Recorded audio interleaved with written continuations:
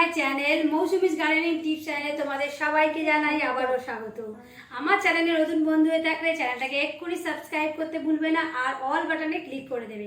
আর যারা আমার চ্যানেলটাকে মাঝে তোমরা দেখো অথচ তোমরা সাবস্ক্রাইব না করে চলে যাও, প্লিজ এটা করো না। আমার চ্যানেলটাকে সাবস্ক্রাইব করে রাখলে তোমরা সব নোটিফিকেশন পেয়ে যাবে।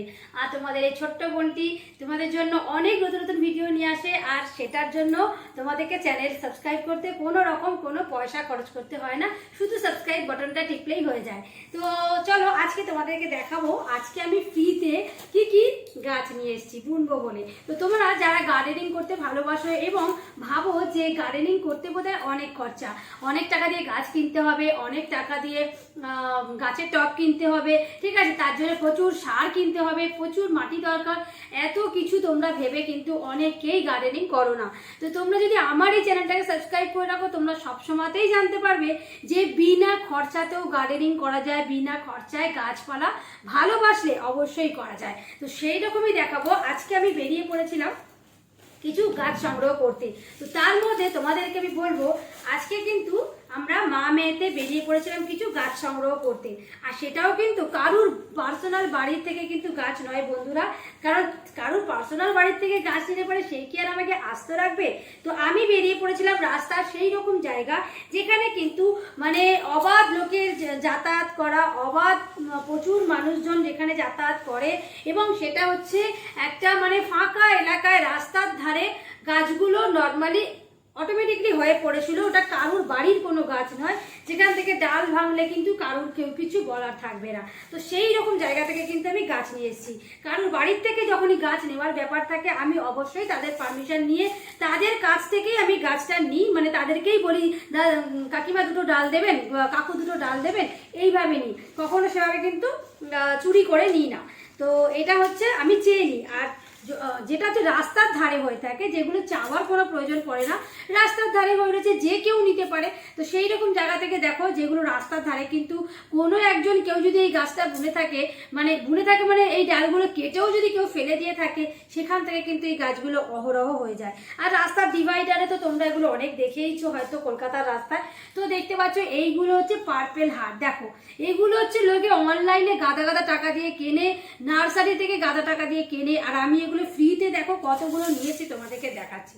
দেখো এখান থেকে কিন্তু প্রচুর আমি চারা তৈরি করতে পারবো। দেখো দেখো কারুর বাড়ির থেকে দিলে কি আমাকে এতগুলো দিত? হয়তো এরকম দুটো ডাল হয়তো সে দিত, অনেক কষ্টে চাওয়ার পর হয়তো এরকম দুটো ডাল দিত, বা আর হয়তো আমি একটা ধরলাম তিনটে দিত। কিন্তু দেখো যেখানে গাদা গুচ্ছের হয়ে রয়েছে সেখান থেকে কিন্তু আমি এই এতগুলো নিয়ে এসেছি, ঠিক আছে, অথচ কারুর কিছু বলারও নেই। এখানে দেখো বিশাল বিশাল ধরো রাস্তার ধারে দেখো করবি গাছের ডাল। তো আমি যেহেতু এইটার ফুলটা আমি বুঝতে পারছি না, এই করবি গাছের কালারটা যতদূর মনে হচ্ছে এটা গোলাপি রঙের, তো গোলাপি রঙেরই আই থিঙ্ক হয়তো। তো এই গোলাপি রঙের এইটা হচ্ছে মানে যেটা আমাদের কানের বলি, সেই করবি গাছের ডাল। দেখো এটাও আমি নিয়ে এসেছি তিনটে। গাছটা এত বড় যে আবার হাতই পাচ্ছিল না, কিন্তু রাস্তার দিক দিয়ে যেতে গিয়ে মানে যতটুকু ডালটা এরকম নুয়ে ছিল সেটার থেকে কিন্তু আমি নিয়ে এসেছি। দেখো এটা কিন্তু ফ্রিতে গাছ, এই করবি গাছের কাটিং বা ডাল কিন্তু তোমরা মানে চারা যদি তোমরা নার্সারি থেকে নেও অনেক টাকা লাগবে। এটাও দেখো জবা গাছ। দেখো এইটা জবা গাছের, এইটা কালার হচ্ছে কিরকম কালার বলো তো, হালকা দুধে আলতা, মানে অফ হোয়াইটের মধ্যে হালকা লালের ছিটি। তো এইটা আমি রাস্তা দিয়ে অনেক দিন যাবত এইটা আমি দেখেছি, কিন্তু নিতে আর পারতাম না, কারণ সেখান দিয়ে আমি বাইকে করে যেতাম।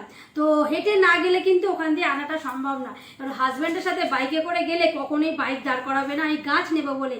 তো আজকে মা মেয়েতে হাঁটতে হাঁটতে বেরিয়ে গেছিলাম বলে দেখো রাস্তার ধার থেকে এইরকম গাছটা নিয়েছি। এটারও দেখো ভালো একটা ডালও কিন্তু নিয়েছি। দেখো দেখতে পাচ্ছ এটা কিন্তু মোটা ডাল, বেশ পেন্সিলের মতো কাটিং ডাল, ঠিক আছে। আর এইগুলো একটু সরু, মানে পেন্সিলের থেকে সরু। আর এটা একটা হয়েছে, আরো দেখাচ্ছি তোমাকে, জবা গাছেরও অনেকগুলো নিয়ে এসেছি। তো আজকে 3 রকম গাছই আনতে পেরেছি, আরো গাছ আনতে পারিনি, ওটা দেখাবো দাঁড়াও। এই দেখো এগুলো সবই জবা গাছ।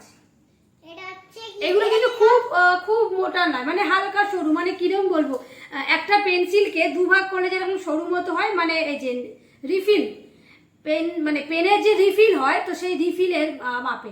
তো যেহেতু এটা বর্ষার ওয়েদার আশা করি হয়ে যাবে, তো এইটা করেছি। তো কি কি আনলাম, ওই করবি গাছের ডাল নিয়েছি 3-4টে, তার সাথে যে পার্পেল হার্ট নিয়ে এসেছি, আর এই জবা গাছ নিয়েছি, আর এইগুলো নিয়েছি। আর অনেক, এইটা হচ্ছে গঙ্গা যমুনা সরস্বতীর একটা গাছ। এই দেখো, কয়েকদিন আগে আমি এটা ভিডিও করেছিলাম, তারই একটা বড় বড় পাতার ডাল। দেখো ছোট্ট একটা কাটিং আমি আনতে পেরেছি। একদম ছোট গাছ ছিল, তো গাছটা আমি পুরো ভাঙিনি, আমি অল্প একটা ডালই নিয়ে এসেছি। আর এইখানে দেখো আমি কিছু তুলসী গাছের চারা, যেটা আমি নর্দমার ধারে প্রচুর পেয়েছি। দেখো এগুলো, এটা কিন্তু একটা না, এর মধ্যে না হলেও 7-8টা মতো, 7-8টার বেশি হবে, মানে 10-12টার মতো ছোট ছোট কিন্তু এখানে তুলসী গাছের চারা রয়েছে। এগুলো হচ্ছে নর্দমার ধারে প্রচুর, মানে আমি যেতে যেতে নর্দমার দিকে তাকালেই মানে প্রচুর এখানে আমি পেয়ে যাই। তো সেইগুলোই আমি আলতো করে তুলে এনেছি। তো বলে না যে মানে মানে কি, যেগুলো গাছের কোনো যত্ন হয় না সেই সব গাছগুলো দেখবে অযত্নেতেই খুব সুন্দর বেড়ে ওঠে। আর তাকে যত্ন করে যখন ঘরে নিয়ে আসা হয়, অনেক সময় সেগুলো কিন্তু আবার মারাও যায়। তো যাই হোক, এখন এইগুলোও কিন্তু আমি বুনে দেবো। তো তোমাদের সাথে এইটুকুই শেয়ার করা ছিল বন্ধুরা, যে তোমরা যদি গাছ করতে চাও সেক্ষেত্রে কিন্তু পয়সা বা মানে পয়সাটা কোনো বাধাই হয়ে দাঁড়াবে না। তোমরা একটু মাথায় রাখবে, রাস্তাঘাটে যখন তোমরা যাবে তখন মানুষের দিকে কম তাকাবে, তোমরা গাছপালার দিকে তাকাবে বেশি। তাহলে দেখবে রাস্তার ধারে এরকম অনেক গাছ আছে যেখানে কিন্তু কোনো মানুষের পারমিশনের দরকার পড়ে না, সেখান থেকে কিন্তু মানে প্রচুর গাছ হয়ে থাকে, যেরকম আকন্দ গাছ হয়ে থাকে, ল্যাংটেনা গাছ, সেগুলো হচ্ছে মানে আগাছার মতো গাছগুলো হয়ে ওঠে। লোকে পারলে সেগুলো কেটে ফেলে দেয়। গাছে যেহেতু মানে রাস্তায় অনেক সময় হয় না, রাস্তায় যেতে যেতে এত গাছ ধারে হয়ে যায়, সেগুলো নুয়ে পড়ে, তখন তারা কি করে, ছেটে ওই জঙ্গলেই ফেলে রেখে দেয়। তো সেখান থেকে তুমি যদি 2-4টে ডাল আনো, আশা করি কেউ কিছু বলবে না। তো আমি সেই জায়গাগুলোকেই বাঁচি গাছ আমার আনবার জন্য। তো দেখো সেরকমই গাছ আমি নিয়ে চলে এসেছি, ফ্রিতে গাছ পেয়ে গেলাম। আর ফ্রিতে মাটি তৈরিও তোমাদেরকে আজকে বলে দেবো কিভাবে আমি মাটি তৈরি করি।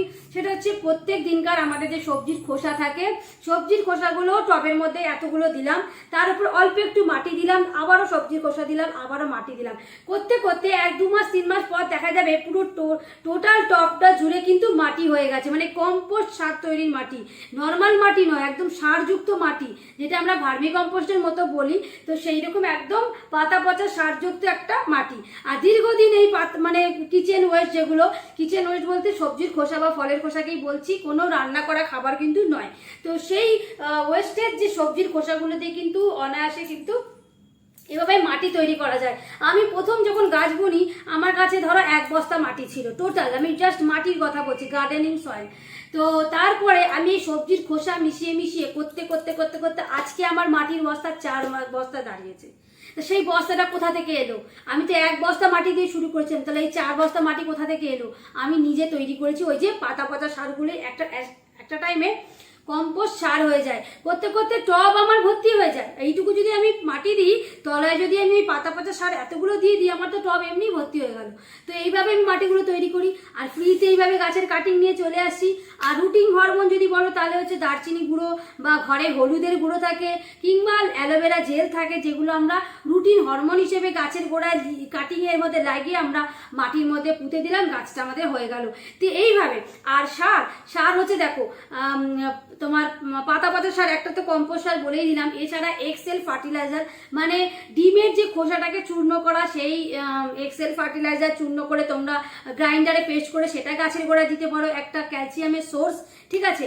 আর হচ্ছে শুধু যেটা আমরা আমলেট করে যে ডিমগুলো খাই, কাঁচা যে খোসাগুলো, সেগুলো জলের মধ্যে 3-4 দিন রাখার পর দেখবে জলের কালারটা একটু ঘোলাটে হয়ে গেছে, সাদাটে ঘোলা, মানে চাল ধোয়া জলের মতো, সেটাও ক্যালসিয়ামের সোর্স, ওটা একটা লিকুইড ফার্টিলাইজার হয়ে গেল, ঠিক আছে।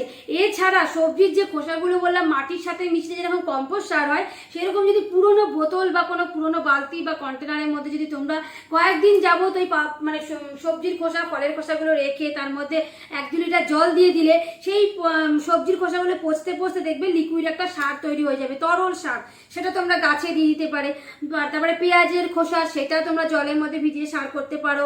কলার খোসা তোমরা পটাশিয়ামের সোর্স, সেটা তোমরা দিতে পারো। আদা রসুনের পেঁয়াজের একটা ঝাঁঝালো, যেটার মধ্যে জল দিলে খোসাগুলো দিলে একটা ঝাঁঝালো গন্ধযুক্ত সার 3-4 দিন পর রেডি হয়ে যাবে, সেটা তোমরা প্রতিটা গাছে তোমরা স্প্রে করে দিতে পারো, টবের মাটিতে দিতে পারো। তো এইভাবে দেখো সার কত রকম তোমাদের বলবো, বলে শেষ হবে না। এমনকি চাল ধোয়া জল, ডাল ধোয়া জল, ঠিক আছে, এই রকম টাইপের সার বাড়িতেই তৈরি হয়ে যাবে, যেটার জন্য দোকানে সার কেনার প্রয়োজন হবে না। তো বলো এবারও কি তোমার গার্ডেনিং করবে না?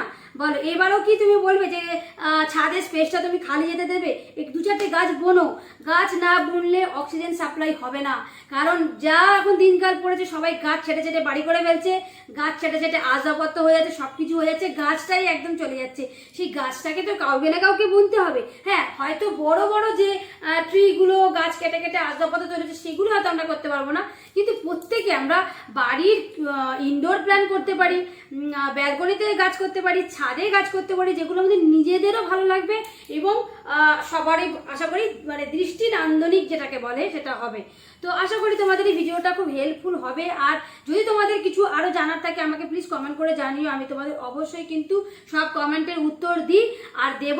তাছাড়াও আরেকটা কথা বলে রাখি, এই গার্ডেনিং চ্যানেল তোমরা সাবস্ক্রাইব তো করবেই, তার সাথে আমার আরও দুটো চ্যানেল রয়েছে, মৌসুমিজ ফুড ম্যাজিক আর Mousumi's diary and blog channel. যেই ব্লগ চ্যানেলে কিন্তু আমি সমস্ত রকম ভিডিও দিই, অনেক ইনফরমেশন থাকে এই চ্যানেলের সম্বন্ধে, ঠিক আছে? তারপর ভিডিও এডিটিংয়ের ব্যাপারে থাকে, তারপরে থাকে যে কোনো রকম হসপিটালের সম্বন্ধে ইনফরমেশন, কোনো ভালো জায়গায় ঘুরতে যাওয়ার সম্বন্ধে ইনফরমেশন, এমনকি ভেলোরে আমি ট্রিটমেন্ট করেছিলাম সেই ভেলোরের যাবতীয় ইনফরমেশন রয়েছে, হসপিটাল থেকে শুরু করে তার হোটেল সব কিছু একদম A to Z।